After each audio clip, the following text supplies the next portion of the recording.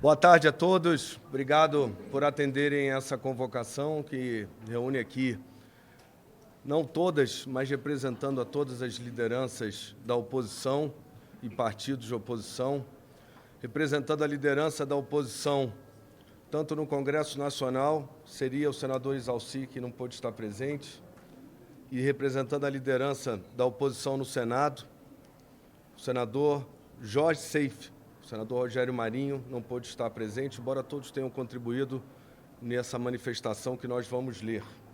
Seife pela oposição. Eu, como líder do PL no Senado, já há 4 anos, preparei a minha manifestação na mesma linha, que também vou ler. A deputada Bia Kicis, o deputado Crisóstomo,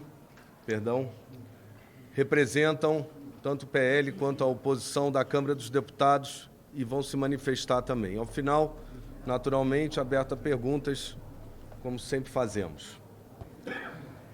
Dito isso, e lamentando que não coincidentemente tudo está acontecendo no primeiro dia do recesso, mas não esperavam a nossa rápida mobilização, porque estamos alerta a tudo que está acontecendo no nosso país. Passo a leitura da manifestação como líder do PL no Senado Federal nesse momento de grave abalo institucional. Conforme amplamente divulgado pela imprensa, o ex-presidente Jair Bolsonaro foi novamente alvo de medidas cautelares arbitrárias determinadas pelo ministro Alexandre de Moraes. É sempre bom lembrar que Bolsonaro não foi condenado. O que temos hoje em curso no Brasil é, então, uma perseguição política que ficará para a história. Nada do que estamos assistindo nesses intermináveis inquéritos do STF tem base no Estado democrático de direito. Vivemos um estado de exceção no Brasil. É visto com preocupação situações reais hoje no nosso país.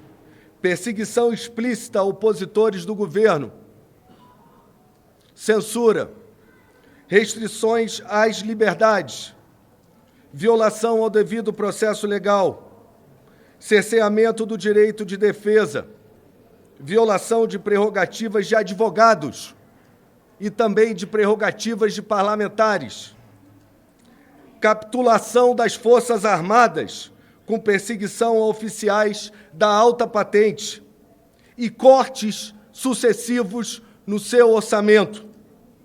E, sobretudo, um Congresso anulado nas suas funções legislativas e subjugado por outro poder, no caso, pelo Poder Judiciário.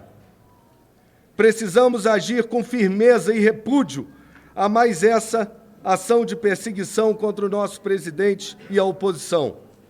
Os parlamentares brasileiros, especialmente a oposição no Congresso Nacional, precisam urgentemente fazer valer a nossa Carta Magna, a nossa Constituição, que vem sendo rasgada pelo STF, com o intuito de calar os brasileiros. E querem começar silenciando nosso líder maior, o presidente Jair Messias Bolsonaro. Democracia aqui não é. Assinam o senador Carlos Portinho, senador Isalci Lucas, senador Jaime Bagatoli, representando a todos os 14 senadores do PL no Senado. Com a palavra o senador Jorge Seife, como líder da oposição no Senado e oposição no Congresso, representando o senador Isalci.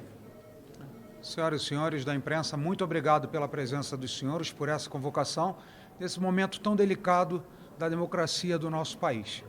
Esses dias, o presidente da maior democracia do mundo, o presidente da maior economia do mundo, o presidente da maior força bélica do mundo se manifestou acerca do Brasil. Disse que nós vivemos um regime. E o que ocorreu hoje de manhã contra o presidente Jair Bolsonaro, as sanções sobre ele, sobre falar com seu filho, sobre utilizar suas redes sociais e tantas outras sanções, só demonstram que o presidente Donald Trump tem razão em suas palavras. Vou ler a carta da oposição no Senado. Brasília, 18 de julho de 25. o Brasil assiste mais uma vez a um grave episódio de perseguição política disfarçada de ação judicial. O ex-presidente Jair Bolsonaro foi novamente alvo de medidas cautelares arbitrárias determinadas pelo ministro Alexandre de Moraes, que, em nome da autoridade, tenta impor o silêncio ao principal líder da oposição do país. Lembrando às senhoras e senhores que vários institutos de pesquisa demonstram que, mesmo inelegível, o presidente Bolsonaro lidera todas as pesquisas para a corrida presidencial de 2026. As medidas impostas, como a proibição de uso de redes sociais, comunicação com diplomatas estrangeiros, de manter contato com aliados políticos e até com seu próprio filho, se isso não é medida de um regime ditatorial, eu não sei o que é. O deputado Eduardo Bolsonaro, além da imposição de tornozeleira eletrônica, não se sustentam juridicamente e ferem princípios constitucionais fundamentais, como o devido processo legal, dignidade da pessoa humana e proporcionalidade. Não há condenação, não há provas inequívocas de crime, há sim uma escalada autoritária e uso de aparato judicial como instrumento de repressão política. Trata-se de um movimento perigoso que ameaça as bases do Estado de Direito e transforma a divergência em delito. A criminalização de opiniões, cerceamento de liberdade de expressão e tentativa de neutralizar lideranças por vias judiciais colocam em risco a própria democracia. Criticar autoridades, denunciar abusos e participar do debate público são direitos garantidos pela Constituição Federal e não podem ser tratados como afrontas institucionais. O contraste com o passado recente é evidente. Em 2016, Dilma Rousseff discursou na ONU para denunciar um suposto golpe de Estado. Em 2017, advogados de Lula foram à Europa questionar decisões do judiciário brasileiro. Em 2018, a defesa do ex-presidente recorreu à ONU para impedir sua prisão, do então ex-presidente Lula, para impedir sua prisão enquanto ele próprio, mesmo condenado por mais de 20 juízes, pôde viajar ao exterior para fazer suas denúncias contra instituições brasileiras, sem sofrer qualquer censura, prisão domiciliar ou restrição de fala. Por que, então, agora, pergunto às senhoras e senhores que nos acompanham aqui no Senado e em todo o Brasil, se trata com tamanha rigidez um ex-presidente que sequer foi condenado? Enquanto se restringe liberdade e tenta se calar adversários, vemos ao mesmo tempo a relativização da corrupção de réus confessos da Lava Jato, o perdão bilionário de escândalos que drenam os cofres públicos, abandono dos aposentados, aumento de custo de vida e o avanço do aparelhamento do Estado. Uma cortina de fumaça encobre o caos econômico e moral instalado em nosso país, desviando a atenção para perseguições políticas seletivas. Diante desse cenário, senhoras e senhores, o Congresso Nacional precisa reassumir o seu papel constitucional. É dever do Legislativo, especialmente do Senado, agir com independência e responsabilidade para conter os excessos de um poder que, cada vez mais, ultrapassa os limites da legalidade e da razoabilidade.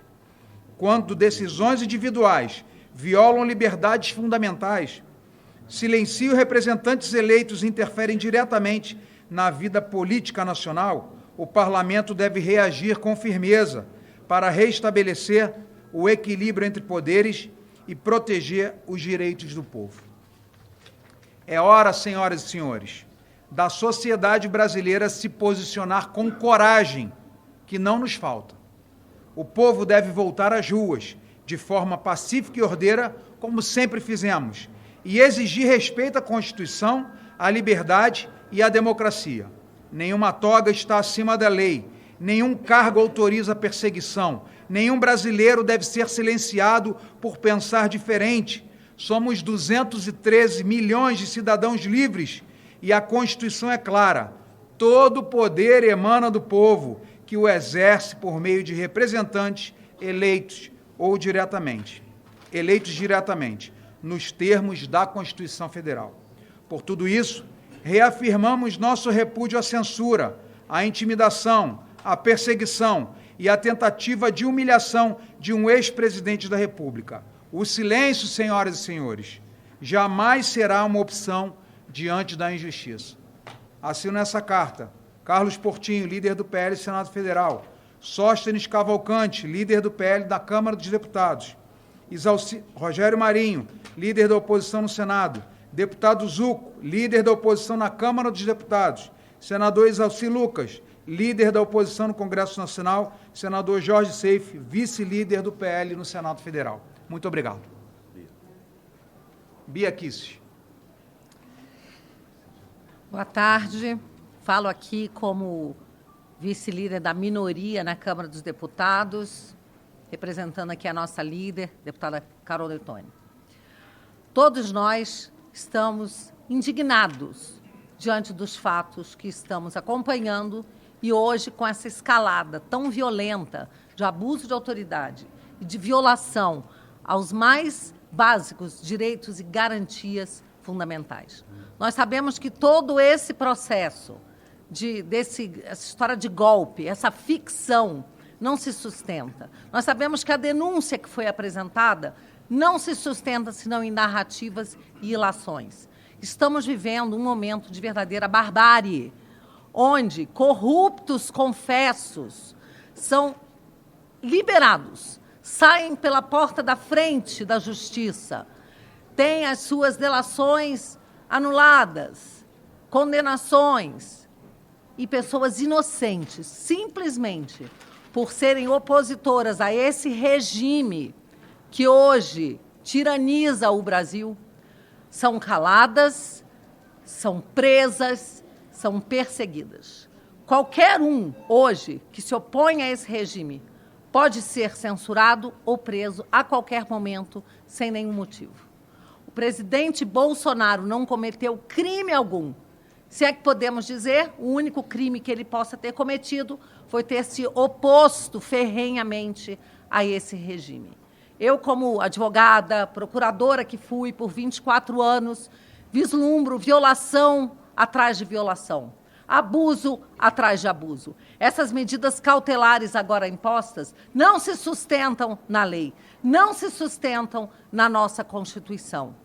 Isso está simplesmente transbordando das fronteiras do Brasil. O mundo assiste hoje. O Brasil, que sempre foi um país democrático, passados o regime de exceção que houve, ditadura militar, regime de exceção, nós nos vangloriávamos, comemorávamos, celebrávamos a nossa democracia.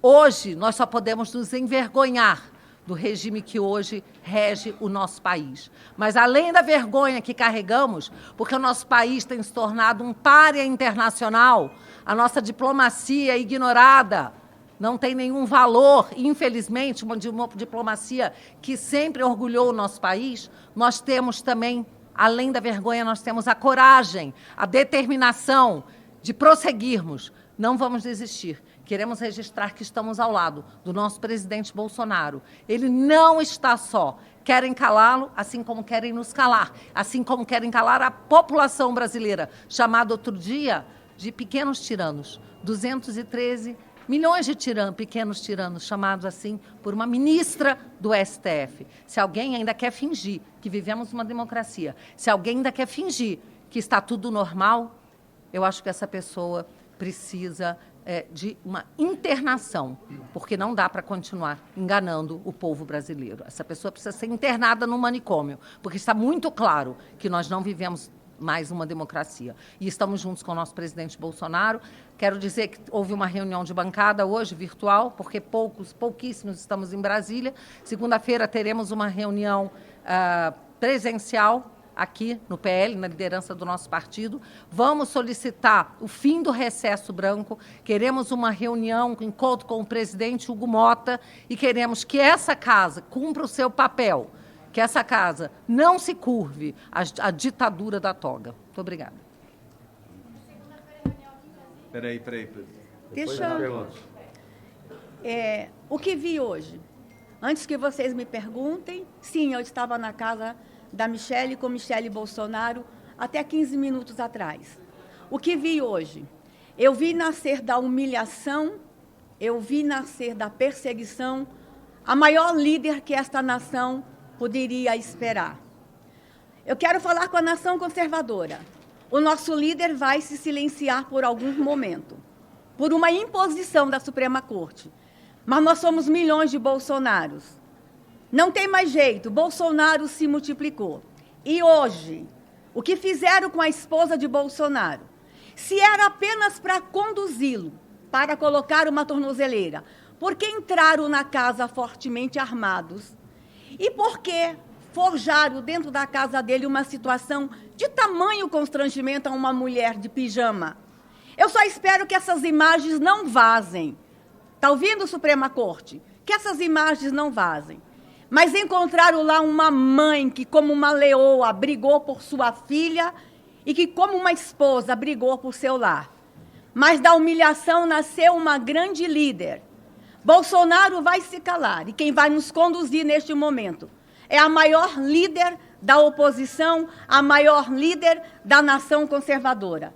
Somos mais de 50% da população brasileira. E eu quero falar com as mães, as mulheres, as donas de casa. Nós vamos nos unir em solidariedade a uma dona de casa que se tornou a maior líder dessa nação. O dia de hoje, que era para ser um dia de humilhação e de dor, foi o dia que a nação viu parir a maior líder que essa nação vai ter. Essa é a minha fala. Senadora, explica melhor, forjar uma situação. Espera aí. Desculpa. Não precisavam ter entrado armado na casa dele se era tão somente para levá-lo para colocar uma tornozeleira. Vocês acham que a medida foi correta? Tão somente isso. Mas vamos aguardar que esses detalhes, eles que estavam dentro de casa, vão trazer para vocês. Mas acreditem, o Brasil ganhou uma grande líder hoje. Bom, vou falar rápido com vocês, porque desde 2024 eu já vinha falando que isso está para acontecer. Que essa perseguição iria acontecer a todos os aliados do Bolsonaro. Por incrível que pareça, eu acho que ainda vocês não perceberam que eu sou o único senador da República censurado, que teve o salário bloqueado, verba suspensa de gabinete, passaporte suspenso e todas as outras violações de direitos humanos violados, e já vai completar 2 anos. E bem lembrado, eu não tenho nenhuma denúncia, não fui denunciado em nada. Em 2023, a imprensa colocou uma dúvida na sociedade, dizendo que eu poderia estar envolvido no dia 8 de janeiro. E eu estava investigando por conta de um órgão que tem aqui dentro do Senado, que me dava a obrigação de investigar, inclusive convocar ministros. Então, isso já era previsto, eu já dizia isso, vocês podem olhar no passado os vídeos, que isso iria acontecer por conta de perseguição política apenas.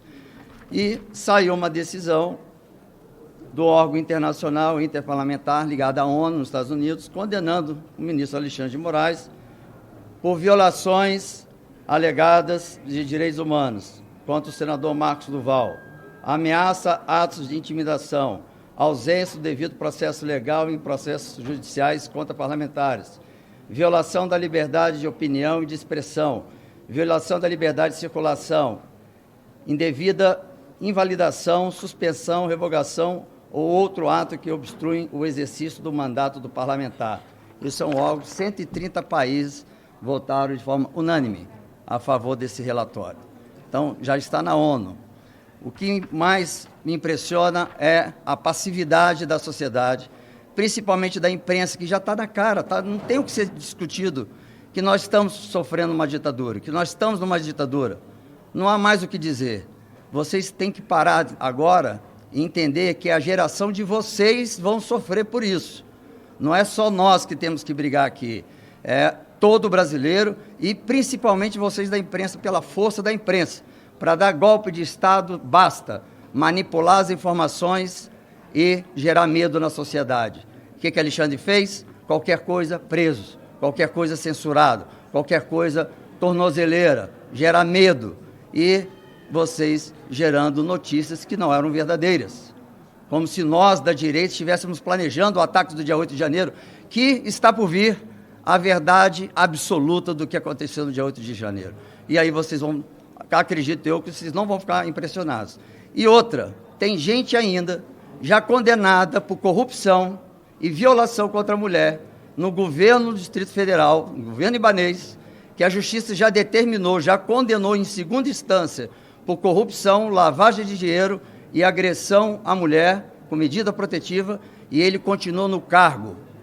O governador ibanês continua mantendo ele no cargo, um criminoso, que quebrou os direitos da mulher e ainda, na segunda instância, foi condenado novamente por corrupção. Então, nós precisamos salvar esse país e nós não vamos ficar aqui apáticos ou vitimizados. Nós vamos para cima. Segura que nós vamos para cima. Deputado, pela oposição, deputado Crisóstomo. Sou o deputado federal, Coronel Crisóstomo, vice-líder da oposição na Câmara dos Deputados. Chegou o momento de nós dizermos o seguinte: chega de perseguição! O Brasil não quer isso. O povo brasileiro não aceita isso. Não somente nós, parlamentares aqui do Congresso Nacional, mas chega!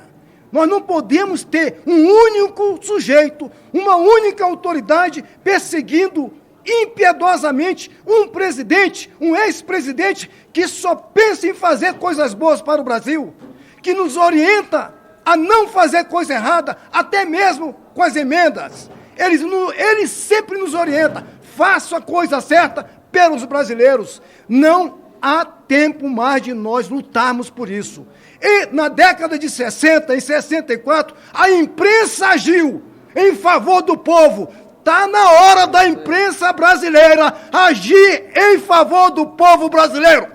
São os senhores que estão aqui, não somente nós, deputados e senadores, os senhores que são da imprensa brasileira, defendam o Brasil, defendam o nosso povo. Nós não aguentamos mais isso, queremos paz, o Brasil quer paz, senhores.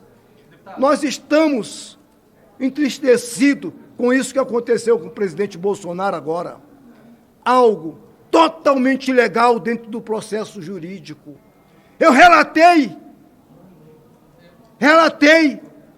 sobre o IOF com 383 assinaturas. E um outro poder derrubou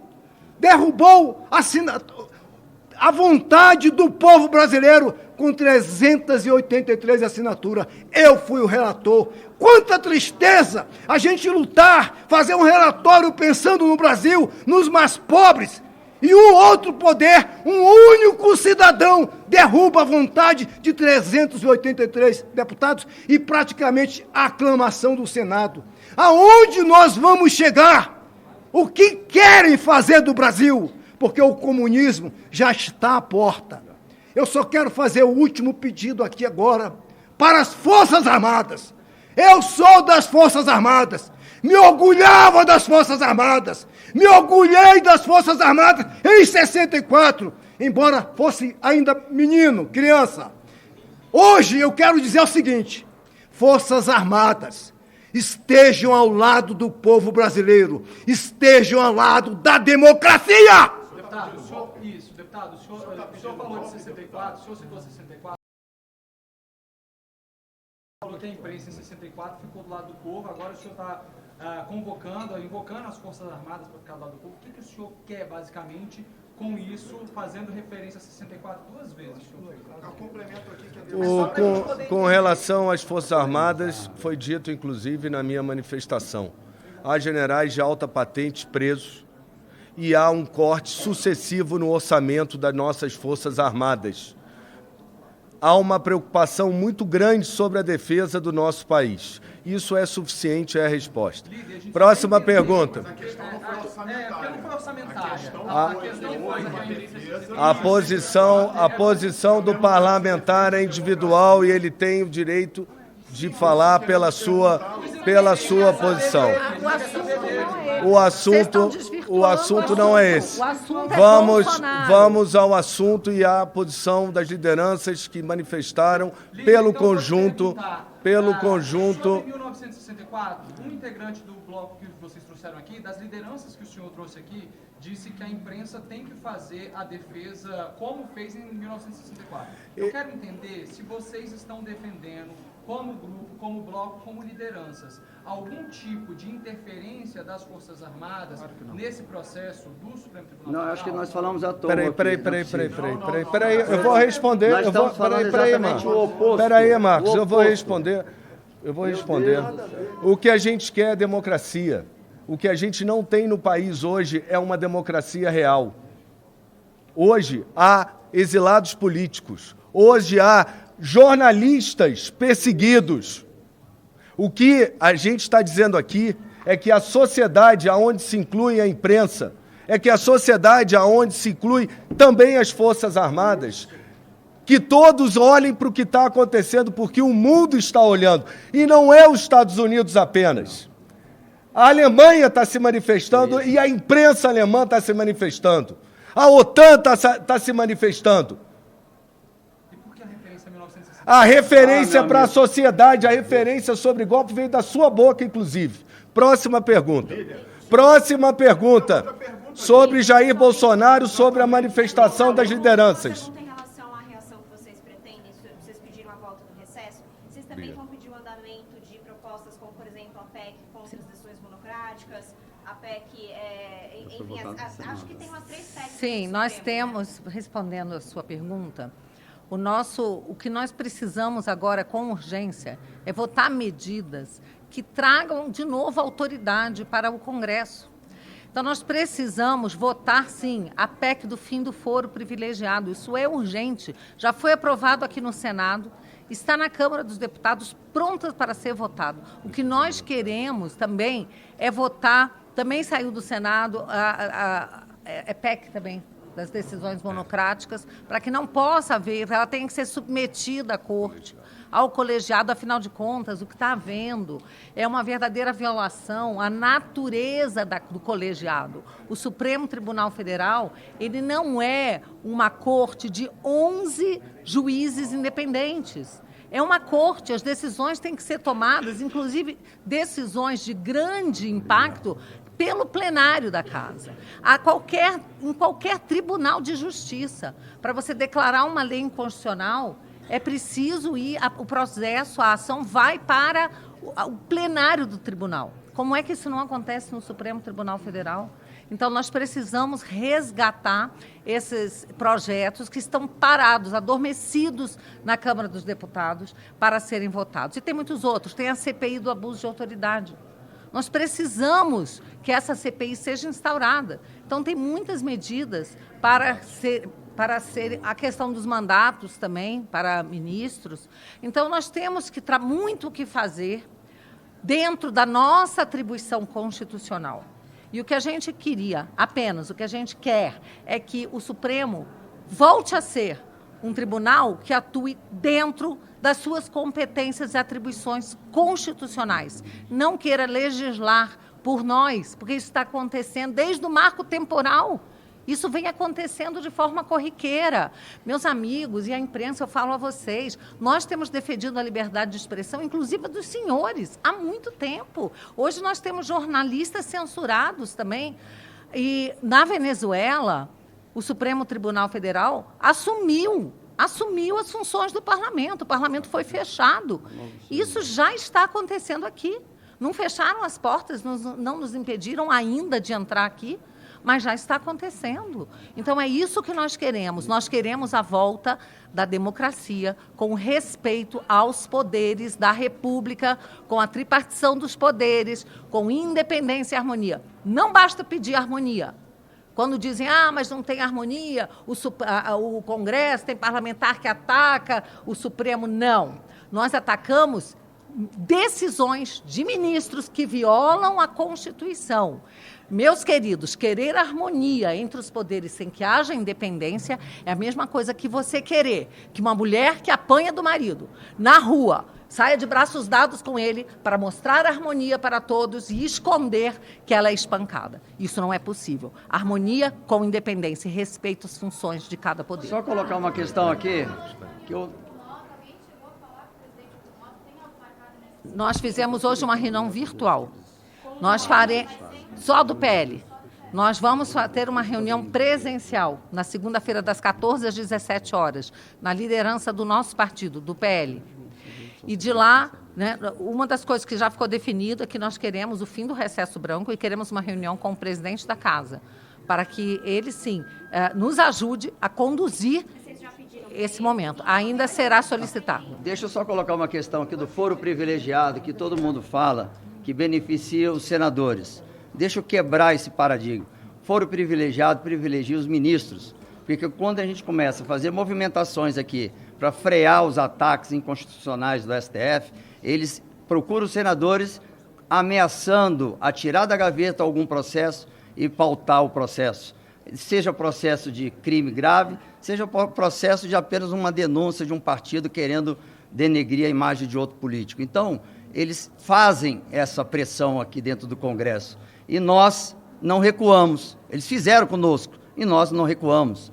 E precisamos que mais parlamentares não recuem, para que a gente possa, de fato, fazer essa votação e acabar com esse foro privilegiado dos ministros e não dos parlamentares. Vejam, eu queria só fazer uma observação. O Partido dos Trabalhadores entrou com uma ação do Supremo Tribunal Federal, através de um deputado, pedindo a prisão de Bolsonaro porque ele poderia fugir. O ministro relator acatou. A Procuradoria-Geral da República deu parecer favorável. Vocês acham que se Bolsonaro quisesse ter fugido, já não teria fugido? Acharam 10 ou 15 mil dólares? É mesmo? O cara que ganhou 17 milhões de reais de Pix? É uma piada, é uma afronta à inteligência de qualquer um.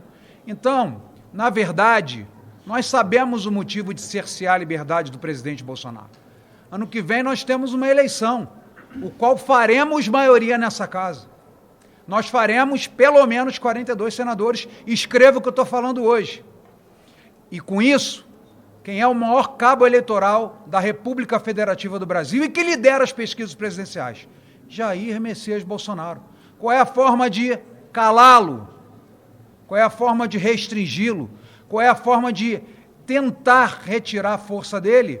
Calando as suas redes sociais, como fizeram com o Luciano Hang em 2022, porque ele tinha a posição clara a favor de Jair Bolsonaro.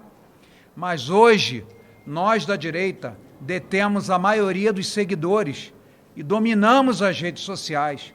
As pessoas que não puderem ouvir da boca de Bolsonaro, ouvirá das nossas bocas, nas nossas redes sociais, nos nossos WhatsApps e nas nossas manifestações aqui dentro do plenário do Senado Federal. E nada, um presidente que derrete, que tem já a maioria de pessoas que o consideram ruim ou péssimo, né? Economia destruída, apoio de Irã, Hamas, Venezuela, só gente boa, só gente democrática, só quem respeita a liberdade de expressão, para não dizer o contrário. Então, é um governo perdido, que até agora se culpa Eduardo Bolsonaro pelo tarifaço. Parem de comédia. Se vocês lerem os 20 pontos principais, o site está no ar, os 20 pontos principais da campanha de Donald Trump e J.D. Vance, tá aí, o site está no ar. Vocês vão ver que países que não respeitam a liberdade de expressão e que perseguem opositores políticos seriam restringidos do mercado americano. Ele falou na campanha dele, não é por causa de Bolsonaro e Eduardo, não. Senadores, vocês falaram com o Davi Alcolumbre sobre isso, sobre a volta do recesso também? Qual foi a reação do presidente? Não, na segunda-feira será feito o pedido conjunto, unindo todas as lideranças dos outros partidos que não puderam, nessa sexta-feira, primeiro dia do recesso, estar presente, e será feito o manifesto encaminhado para que volte às funções o Congresso Nacional. Lembrando que não é só a grave crise institucional que hoje aparece e se evidencia. É também porque no dia 1º de agosto, as sanções de embargo, pode-se dizer, porque 50% de taxação é embargo, né, elas, em tese, segundo foi dito, serão aplicadas.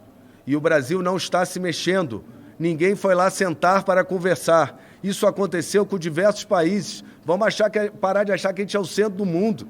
Isso aconteceu com a China, que tem diversas divergências ideológicas com os Estados Unidos, mas é o seu maior parceiro comercial. 147% de taxação. Conseguiram, na diplomacia que funcionou, empurrar o prazo e estão lá discutindo condições melhores. Aconteceu com a Argentina, aconteceu com Israel, com a União Europeia, com a Índia, com o Canadá. Com quem sentou é a maneira dos Estados Unidos, com o seu atual presidente, negociar os seus interesses, são interesses dele. Não vou eu aqui avaliar se está certo ou está errado. Ele é o presidente americano, governa para os americanos. O que a gente quer é que o nosso presidente olhe para os produtores que estão com as suas mercadorias estocadas, esperando embarque nos portos, e não sabe o que vai acontecer. Não se sabe quem é o emissário, já foi para os Estados Unidos, já sentou. Ah, mas isso é tudo ideológico. Já sentou, já levantou a bunda da cadeira, foi lá negociar. Os produtores precisam de uma resposta, porque isso diz respeito aos empregos e o desenvolvimento do nosso país.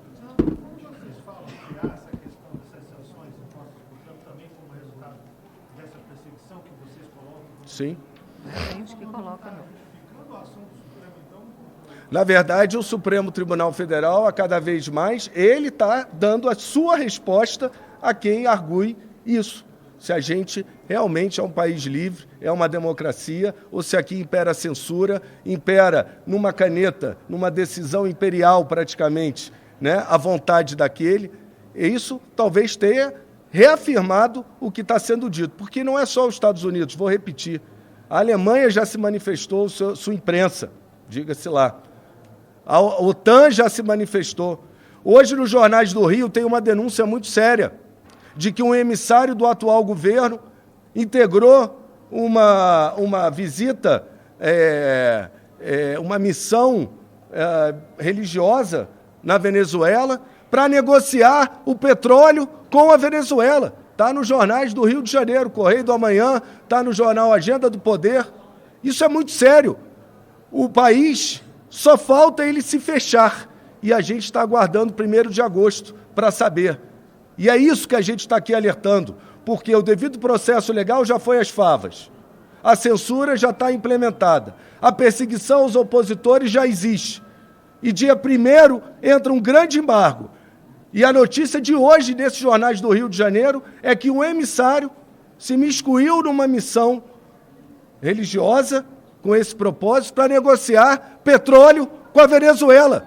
Estamos a caminho da Venezuela. Só falta fechar as relações comerciais do nosso país.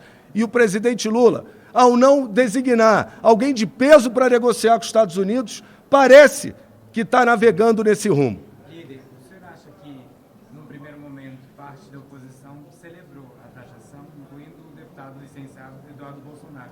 O senhor acha que ele culminou nesse processo que foi avançando nos últimos dias de uma defesa de impor condições para que os Estados Unidos voltassem atrás da taxação? Acabei de dizer que os Estados Unidos negocia com a China, que de democrático tem nada. A China também escalou. A maioria dos países, você pegar todos esses, você vai ter uns... Você vai ver, isso é uma reação, a retaliação, a reciprocidade, em todos os casos que aconteceram com outros países, em todos não, mas a maioria foi uma primeira resposta, mas nunca deixaram de sentar e negociar. A questão não é retalhar, fazer bravata, reciprocidade, a questão é quem está negociando, porque os produtores, o agronegócio, a indústria brasileira quer essa resposta. Eu tive ontem na Fiesp, e esse era o tema lá, quem está negociando? O Lula terceirizou a negociação, são os setores que vão negociar individualmente, estamos acéfalos. Essa que é a pergunta. Negociar faz parte, retaliar, tudo isso faz parte. Para conversar antes de impor as tarifas? Ué, lógico que não. O governo conversou com o encarregado americano Gabriel Escobar. Ué. Uma rodada de negociações no primeiro... E você sabia que Israel se antecipou para não ser tarifado e deu benefícios fiscais e mesmo assim ele foi tarifado? Bom, vamos entrar... Ué, eu estou falando da China, você está dizendo que não serve. Eu estou dando exemplo de Israel. Desculpa, está respondido. Alguém tem mais perguntas ou podemos encerrar? Encerrando. Obrigado.